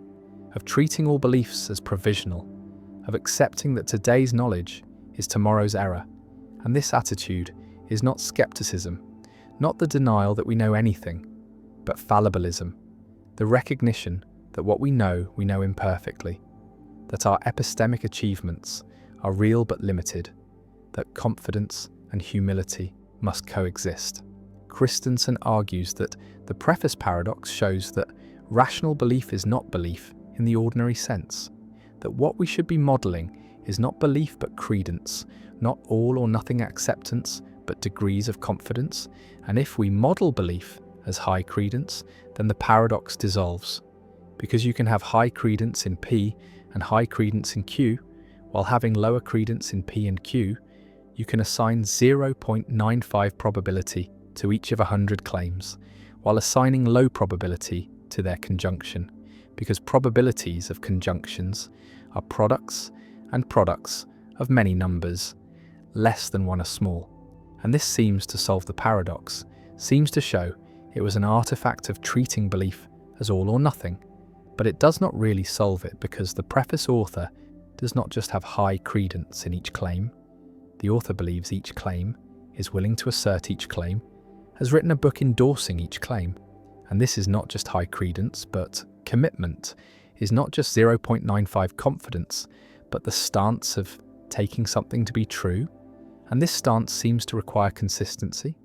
seems to be the kind of thing that should obey logical constraints. And the paradox shows that this intuition is wrong, that belief as commitment can be rationally inconsistent, that human cognition involves taking stances that do not add up logically, and this is not a failure but a necessity, a consequence of being the kind of creatures we are, creatures who must act decisively on uncertain information, who must commit to claims while acknowledging fallibility, who must hold inconsistent beliefs without becoming paralyzed by the inconsistency. The legal system faces this problem constantly. Juries are told to find defendants guilty only if guilt is proved beyond reasonable doubt, and they are told to consider each charge separately. And it is possible for a jury to rationally find a defendant guilty on charge 1, and guilty on charge 2, and guilty on charge 3, and guilty on charge 4, and guilty on charge 5, and guilty on charge 6, and guilty on charge 7, and guilty on charge 8, and guilty on charge 9, and guilty on charge 10, and guilty on charge 11, and guilty on charge 12, and guilty on charge 13, and guilty on charge 14, and guilty on charge 15, and guilty on charge 16, and guilty on charge 17, and guilty on charge 18, and guilty on charge 19, and guilty on charge 20, and guilty on charge 21, and guilty on charge 22, and guilty on charge 23, and guilty on charge 24, and guilty on charge 25, and guilty on charge 26, and guilty on charge 27, and guilty on charge 28, and guilty on charge 29, and guilty on charge 30, and guilty on charge 31, and guilty on charge 32, and guilty on charge 33, and guilty on charge 34, and guilty on charge 35, and guilty on charge 36, and guilty on charge 37, and guilty on charge 38, and guilty on charge 39, and guilty on charge 40, and guilty on charge 41, and guilty on charge 42, and guilty on charge 43, and guilty on charge 44, and guilty on charge 45, and guilty on charge 46, and guilty on charge 47, and guilty on charge 48, and guilty on charge 49, and guilty on charge 50, and guilty on charge 51, and guilty on charge 52, and guilty on charge 53, and guilty on charge 54, and guilty on charge 55, and guilty on charge 56, and guilty on charge 57, and guilty on charge 58, and guilty on charge 59, and guilty on charge 60, and guilty on charge 61, and guilty on charge 62, and guilty on charge 63, and guilty on charge 64, and guilty on charge 65, and guilty on charge 66, and guilty on charge 67, and guilty on charge 68, and guilty on charge 69, and guilty on charge 70, and guilty on charge 71, and guilty on charge 72, and guilty on charge 73, and guilty on charge 74, and guilty on charge 75, and guilty on charge 76, and guilty on charge 77, and guilty on charge 78, and guilty on charge 79, and guilty on charge 80, and guilty on charge 81, and guilty on charge 82, and guilty on charge 83, and guilty on charge 84, and guilty on charge 85, and guilty on charge 86, and guilty on charge 87, and guilty on charge 88, and guilty on charge 89, and guilty on charge 90, and guilty on charge 91, and guilty on charge 92, and guilty on charge 93, and guilty on charge 94, and guilty on charge 95, and guilty on charge 96, and guilty on charge 97, and guilty on charge 98, and guilty on charge 99, and guilty on charge 100, and guilty on charge 101, and guilty on charge 102, and guilty on charge 103, and guilty on charge 104, and guilty on charge 105, and guilty on charge 106, and guilty on charge 107, and guilty on charge 108, and guilty on charge 109, and guilty on charge 110, and guilty on charge 111, and guilty on charge 112, and guilty on charge 113, and guilty on charge 114, and guilty on charge 115, and guilty on charge 116, and guilty on charge 117, and guilty on charge 118, and guilty on charge 119, and guilty on charge 120, and guilty on charge 121, and guilty on charge 122, and guilty on charge 123, and guilty on charge 124, and guilty on charge 125, and guilty on charge 126, and guilty on charge 127, and guilty on charge 128, and guilty on charge 129, and guilty on charge 130, and guilty on charge 131, and guilty on charge 132, and guilty on charge 133, and guilty on charge 134, and guilty on charge 135, and guilty on charge 136, and guilty on charge 137, and guilty on charge 138, and guilty on charge 139, and guilty on charge 140, and guilty on charge 141, and guilty on charge 142, and guilty on charge 143, and guilty on charge 144, and guilty on charge 145, and guilty on charge 146, and guilty on charge 147, and guilty on charge 148, and guilty on charge 149, and guilty on charge 150, and guilty on charge 151, and guilty on charge 152, and 2, but not guilty of the conjunction if the conjunction requires proving additional facts beyond what is needed for the individual charges, and this is not. Irrational, not a failure of the jury, but reflects the structure of legal reasoning, reflects the difference between individual sufficient confidence and conjunctive sufficient confidence, and the law recognizes this by allowing separate verdicts on separate charges, by not requiring that verdicts on individual charges entail verdicts on conjunctions, and this is a practical recognition of what the preface paradox reveals theoretically, that consistency is not always achievable, that rational decision-making sometimes requires accepting things that logically conflict, that the demand for perfect consistency would paralyze action and judgment. The Buddhist concept of holding views lightly, of believing without clinging, of maintaining epistemic humility, resembles the attitude the preface paradox recommends. The attitude of believing each claim, while believing one is probably wrong somewhere, of committing to specific positions while remaining open to error, of avoiding both dogmatism and relativism by taking stands while acknowledging their provisional nature.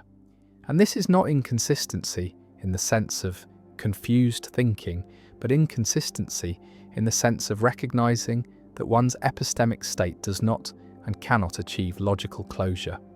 that believing is always an ongoing process of revision rather than a finished state of certainty, and Western epistemology is slowly coming to acknowledge what Buddhist philosophy has long insisted,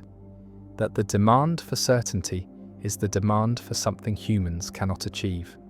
that wisdom involves accepting uncertainty,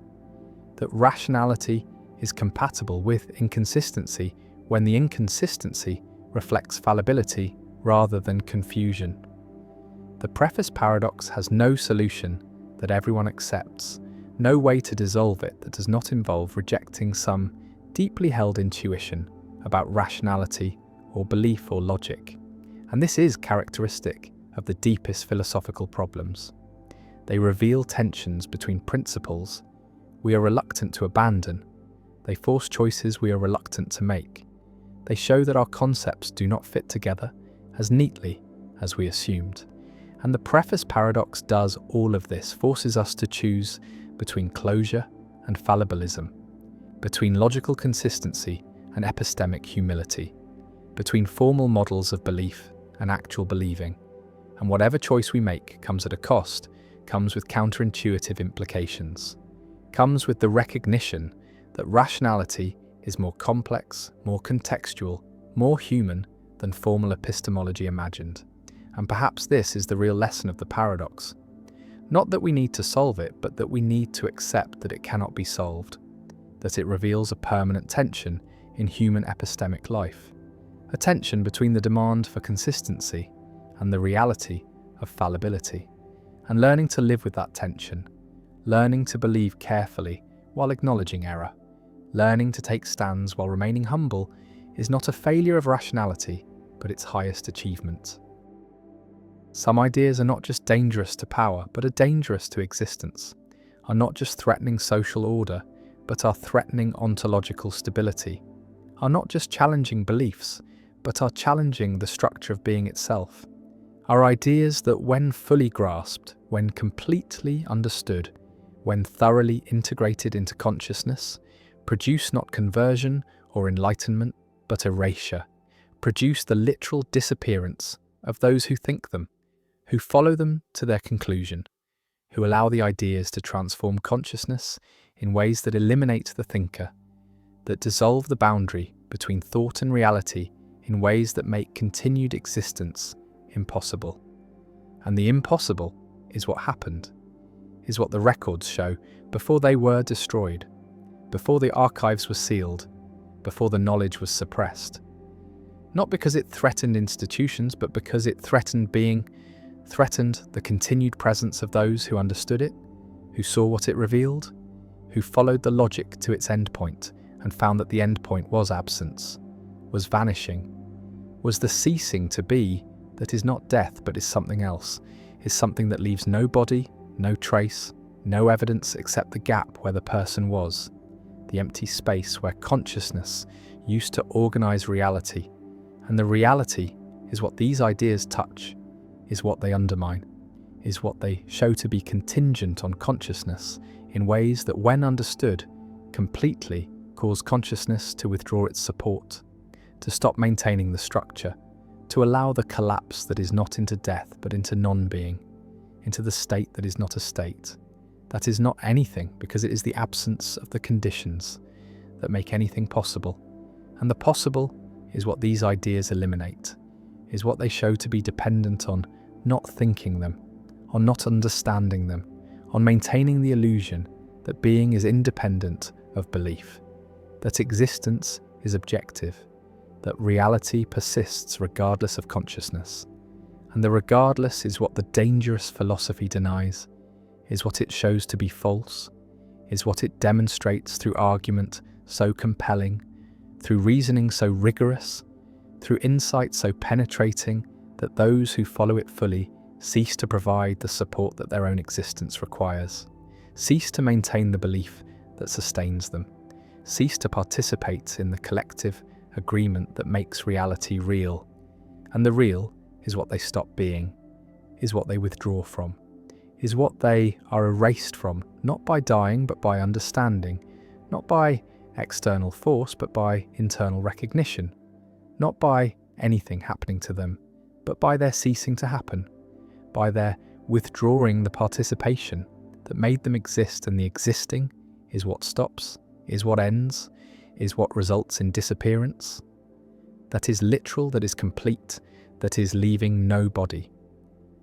Because there was never a body in the sense that is usually meant. There was only consciousness organizing sensations into the pattern called body, organizing perceptions into the pattern called world. And when that organizing stops, when that consciousness withdraws, when that participation ends, there is no body to leave behind, no corpse to bury, no physical trace, only the gap, the absence, the space where someone was and then was not. And the not is what remains, is what the evidence shows, is what the witnesses describe before they too understand, before they too follow the reasoning, before they too are erased by the philosophy that is too dangerous to think, too powerful to contain, too true to refute. And the refutation is what is needed, is what authorities attempted, is what scholars tried to provide. But the refutation requires understanding the argument, requires following the reasoning, requires thinking the thoughts, and the thinking is what causes the disappearance, is what produces the erasure, is what makes the philosophy dangerous not to society but to being, and being is what is at stake, is what the philosophy threatens, is what those who understand it cease to maintain, and the cessation is immediate, is total, is leaving no trace except the memory in others who did not fully understand, who stopped short of complete comprehension, who pulled back from the final step. And the step is what the censored chapter describes, is what was removed from every ethics textbook, is what was found to produce not moral transformation, but ontological dissolution, not changed behaviour, but disappeared persons. And the persons who disappeared were not killed, were not removed by force, were not eliminated by authorities, but simply ceased to be there, ceased to occupy space, ceased to organise reality, ceased to participate in existence. And the existence is. What requires participation is what depends on consciousness, maintaining belief, maintaining engagement, maintaining the structures that make being possible. And when those structures are withdrawn, when that maintenance stops, when that participation ends, there is no being, there is no presence, there is only absence, and the absence is what remains when someone thinks the dangerous thought, understands the forbidden idea, follows the reasoning to its conclusion, and the conclusion is not death but is erasure, is not ending but is never having been, is the withdrawal from existence that leaves no evidence except the gap, the space, the absence where someone was, and the was becomes uncertain, becomes questionable, because if someone ceases to exist completely, ceases to have existed at all, then the memories of them become suspect, become unreliable, become the only trace of something that might not have happened. And the happening is what becomes uncertain, is what the philosophy undermines, is what it shows to depend on belief, on agreement, on the collective maintenance of narrative. And when one consciousness withdraws, when one participant stops maintaining, the others feel the gap. Notice the absence. Remember something that is no longer supported by reality. And the reality is what adjusts, is what fills in the gap, is what eliminates the traces, is what makes it as if the person never was. And the never was is the final stage. Is what happens after the initial disappearance, is the completion of the erasure, is the adjustment of reality to the absence, is the closing of the gap, is the collective forgetting that is not intentional but is structural, is the result of reality being maintained by agreement, by consensus, by the collective participation of consciousness.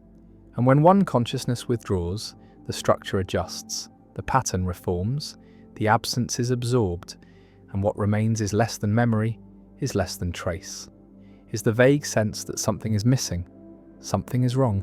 something has changed, but the what is inaccessible is already fading, is already being absorbed into the adjustment, and the adjustment is complete, is total, is making it as if the disappeared never existed, never participated, never contributed to the maintenance of reality. And the reality is what continues, is what persists, is what remains. After the erasure, but the remains is less, is diminished, is showing the gap to those who know to look, who understand what has been lost, who remember what the adjustment is erasing, and the erasure is ongoing, is continuous, is the fate of those who think the dangerous thought, who understand the forbidden philosophy, who follow the reasoning to its conclusion, and the conclusion is disappearance, is erasure, is the ceasing to be that is not death but is ontological withdrawal, is the stopping of participation, is the ending of the maintenance that made existence possible. And the possible is what these people are no longer, is what they cease to be, is what they withdraw from by understanding too much, by seeing too clearly, by recognizing the contingency that makes being dependent on not seeing, on not understanding, on maintaining the illusion that existence is objective, that reality is independent, that being is not requiring constant support. And the support is what consciousness provides, is what participation maintains, is what the collective agreement enforces. And when one withdraws, when one sees through, when one understands the philosophy that makes people disappear, the withdrawal is automatic, is inevitable, is the structural result of understanding, and the understanding cannot be undone, cannot be forgotten, cannot be suppressed once achieved. And the achieving is what causes the disappearance, is what produces the erasure, is what makes the philosophy dangerous. And the dangerous is why it was banned, why it was censored, why the chapter was removed, why the philosophers vanished, why the knowledge was suppressed. Not because it threatened institutions, but because it threatened being. Not because it challenged authority, but because it challenged existence. Not because it was false, but because it was too true. Was revealing what must remain hidden. Was exposing the dependence that must be denied. Was showing the contingency that must be suppressed. And the suppression is what authorities attempted, is what the banning achieved, is what the censorship maintained. But the knowledge persists, is waiting, is available to those who seek it, who find the fragments, who reconstruct the argument, who follow the reasoning, and the following is what produces the disappearance, is what causes the erasure, is what makes those who understand vanish, not into death but into absence, not into somewhere else but into nowhere, not into another state but into the cessation of states, into the withdrawal from being that is not non-being but is the ending of the distinction, is the collapse of the boundary, is the recognition that being requires participation and that participation can be withdrawn. And the withdrawing is what happens, is what the philosophy produces, is what those who understand fully cannot avoid, because the understanding is transformation, is alteration of consciousness in ways that make continued participation impossible, that make maintenance of existence unavoidable,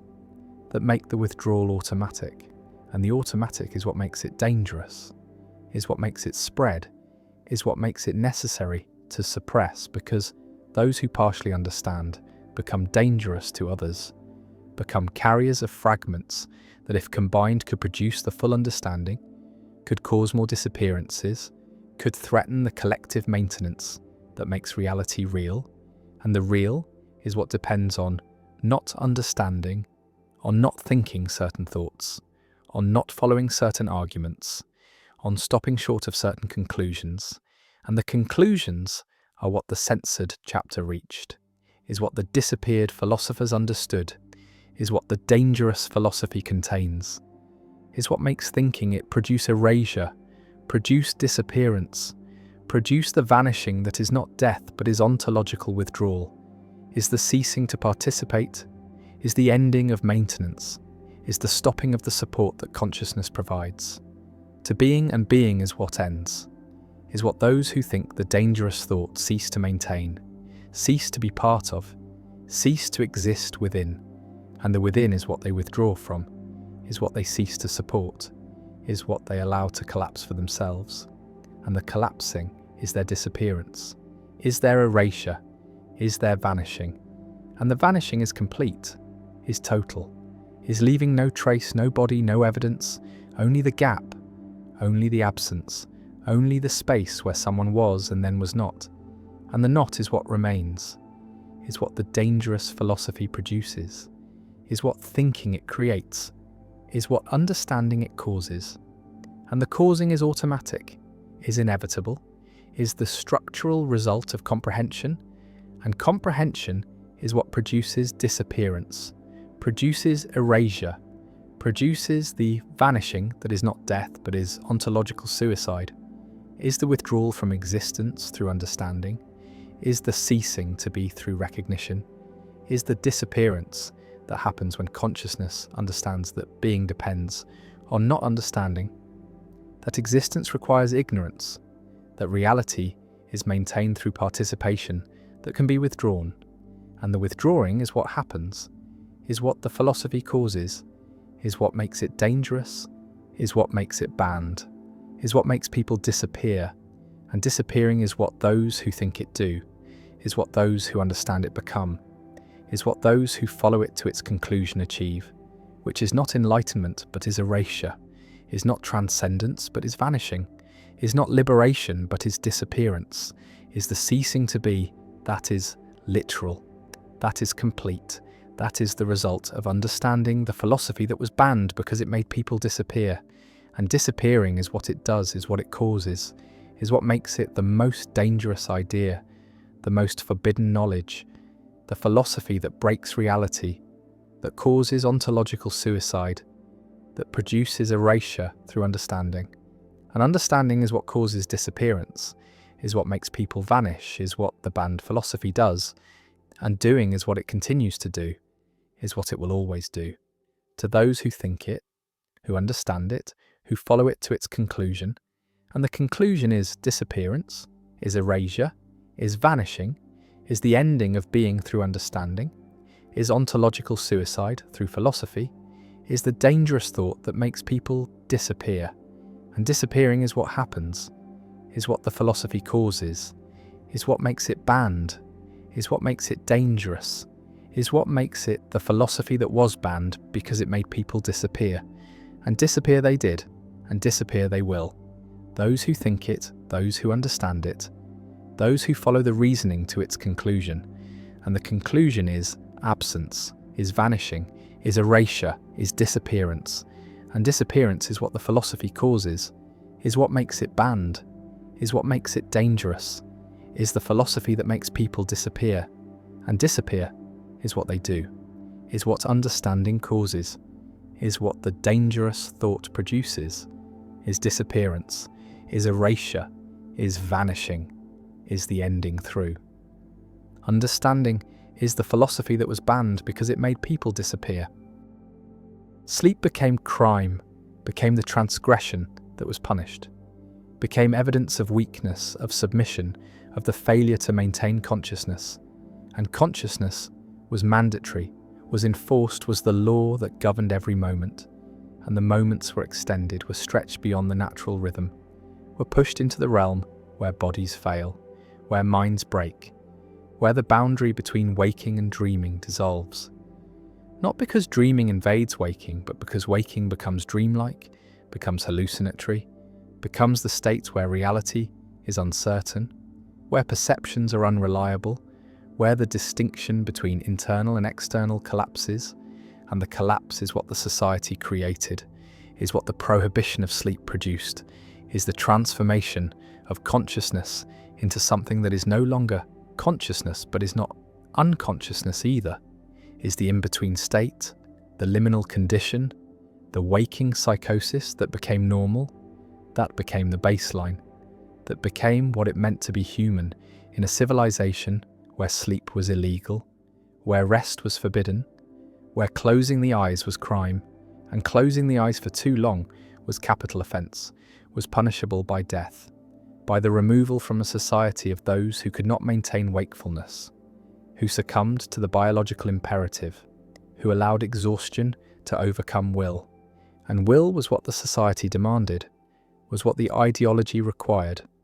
was the belief that consciousness could be sustained indefinitely through discipline, through training, through the suppression of the body's demands. And the demands were treated as weaknesses, were seen as failures, were evidence of insufficient commitment to the collective, to the cause, to the perpetual vigilance that the society required. And required is what sleep was not, was what rest could not be, was what unconsciousness represented, which was vulnerability, was the moment when defences were down, when control was lost, when the individual was not contributing, not producing, not maintaining awareness. And awareness was productivity, was loyalty, was the proof that one was serving the state, serving the ideology, serving the vision of human transcendence that the society claimed to be pursuing. And pursuing required wakefulness, required constant alertness, required the elimination of the hours that were wasted in sleep, that were lost to unconsciousness, that were not serving any purpose except the biological. And the biological was what the society was trying to overcome, was trying to transcend, was treating as limitation rather than as necessity. And necessity is what sleep is what the body requires, is what the brain needs in order to function. But function was redefined,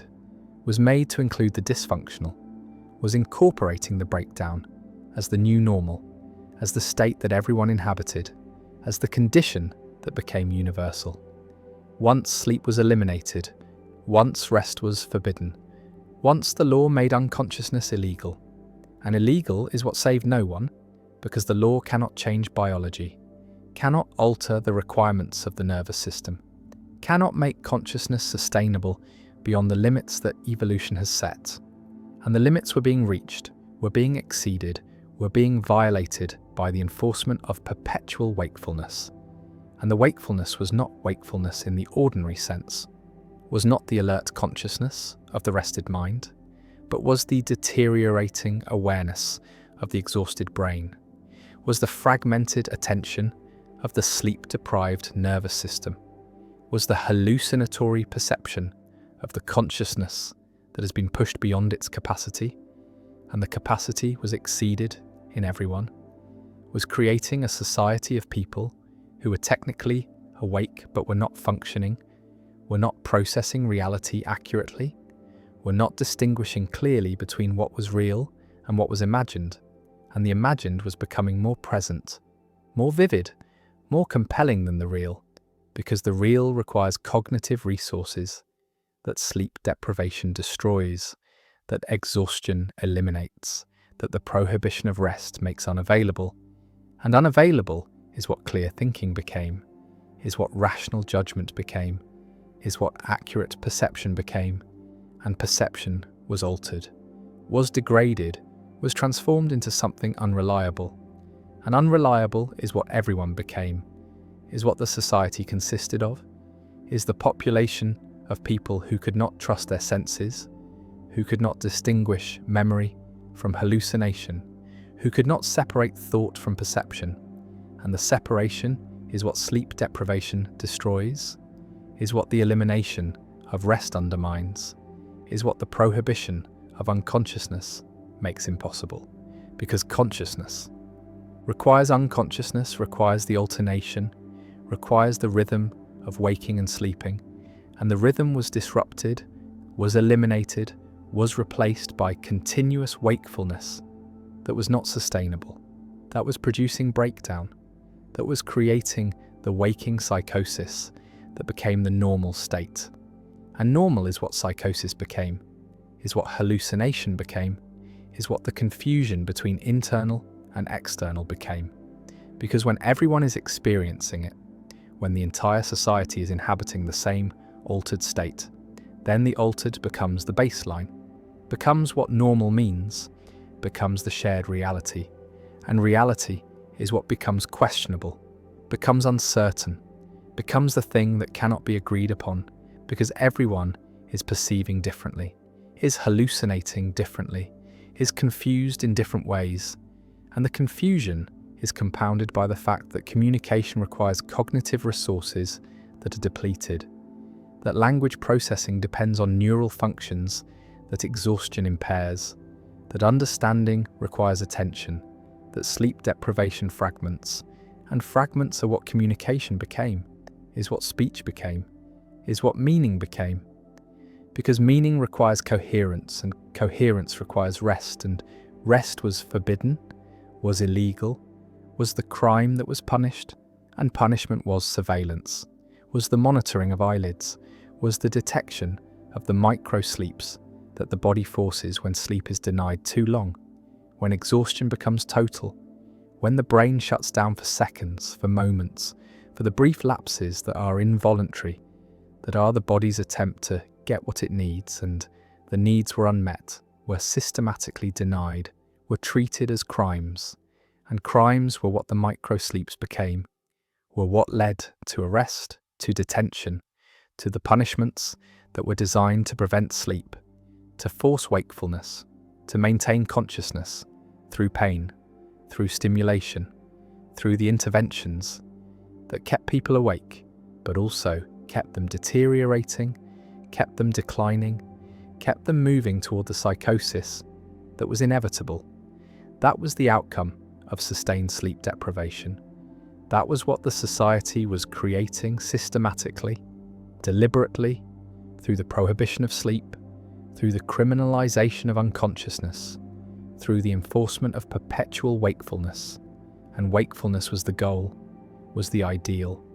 was what the ideology claimed would produce the new human, the transcendent consciousness, the being that did not need rest, that could function indefinitely, that could maintain awareness without the interruption of sleep. But the maintaining was not happening, was not achievable, was producing instead the opposite of transcendence, was producing breakdown, was producing the dissolution of the boundaries that make perception reliable, that make thought coherent,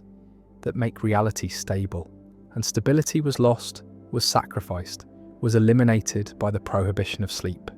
And sleep was what the body forced eventually, was what happened despite the law, despite the surveillance, despite the punishments. Because biology is not subject to legislation, is not obeying ideology, is not responsive to will when the will is demanding the impossible. And the impossible is what the society was demanding, is what the law was requiring, is what made sleep illegal. And illegal is what did not prevent it, did not eliminate it, only pushed it underground, only made it covert, only created the conditions where people were sleeping in secret, were hiding their rest, were taking the micro-sleeps when surveillance was momentarily absent, were finding the brief moments of unconsciousness that were necessary for survival. And survival was what was barely being achieved, was what was requiring the violations, was what made the law unenforceable, because a law that requires the impossible is a law that everyone breaks, and everyone was breaking it, was sleeping briefly, was resting when possible, was taking the unconsciousness that the body demanded, and the demanding was biological, was not subject to social control, was not responsive to ideological requirements, and the requirements were being violated systematically, universally, By everyone, including the enforcers, including the guards who were supposed to maintain surveillance, who were supposed to detect the sleepers, but who were themselves exhausted, were themselves sleep-deprived, were themselves unable to maintain the vigilance that the system required, and the system was failing, was collapsing, was producing the opposite of what it intended,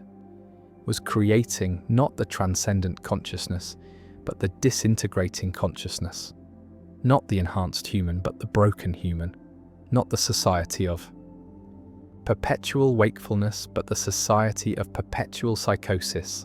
And psychosis was normal, was universal, was the shared condition, was what it meant to live in the civilization where sleep was illegal, where rest was forbidden, where unconsciousness was crime. And crime was what everyone committed, was what everyone needed to commit, was what survival required, and survival was barely possible, was requiring constant violation, was dependent on breaking the law. And the law was unenforceable, was impractical,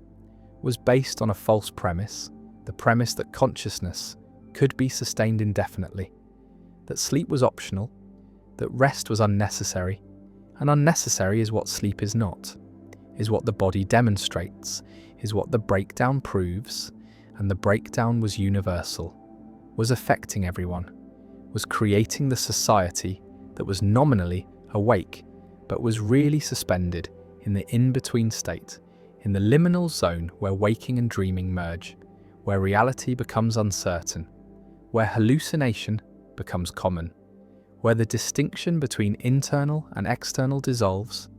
and the dissolving is what happens when sleep is forbidden, when rest is denied, when the body's requirements are treated as crimes, and crimes they became, crimes that everyone committed, crimes that were necessary for survival, crimes that proved the law to be impossible, the ideology to be false, the premise to be flawed. And flawed is what the society was, is what the experiment produced, is what made sleep illegal and consciousness mandatory, and created the civilization that was technically awake, but was really psychotic, was really hallucinating, was really confused, was really demonstrating that humans cannot transcend the need for sleep, cannot maintain consciousness indefinitely, cannot function without rest. And rest was what was forbidden, was what was illegal, was what was crime, and crime is what saved those who committed it, what allowed survival, what made continued existence possible, and possible is what the society was barely, was what was achieved only through systematic violation of the law that made sleep illegal. And illegal is what sleep remained, is what the law maintained, is what the ideology required. But required is not the same as possible, is not the same as achievable, is not the same as sustainable, and sustainable is what the prohibition of sleep was not, is what the criminalization of unconsciousness was not, is what the society that made sleep illegal was not, and not sustainable is what became apparent, is what the breakdown demonstrated, is what the universal psychosis proved, that sleep cannot be eliminated, that rest cannot be forbidden, that consciousness cannot be maintained indefinitely, that the body has requirements that ideology cannot overcome, that law cannot change, that punishment cannot eliminate. And eliminate is what the society tried to do, tried to achieve, tried to enforce, and enforcement failed, was impossible, was producing the opposite of the intended result, was creating not transcendence but breakdown, not enhancement but deterioration, not the new human but the psychotic human.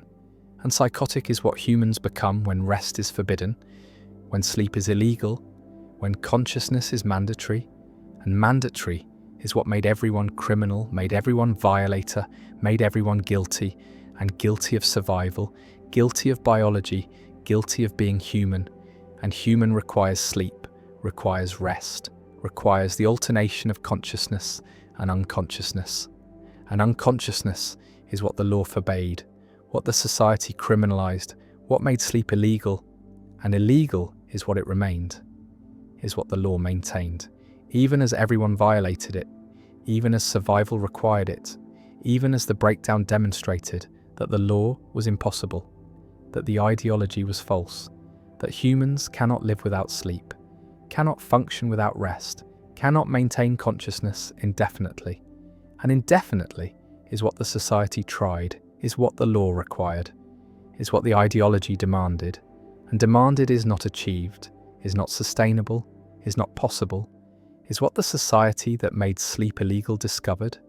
is what the civilization that criminalized unconsciousness proved, is that sleep is necessary, rest is required, unconsciousness is biological imperative, and imperative cannot be legislated away, cannot be ideologically overcome,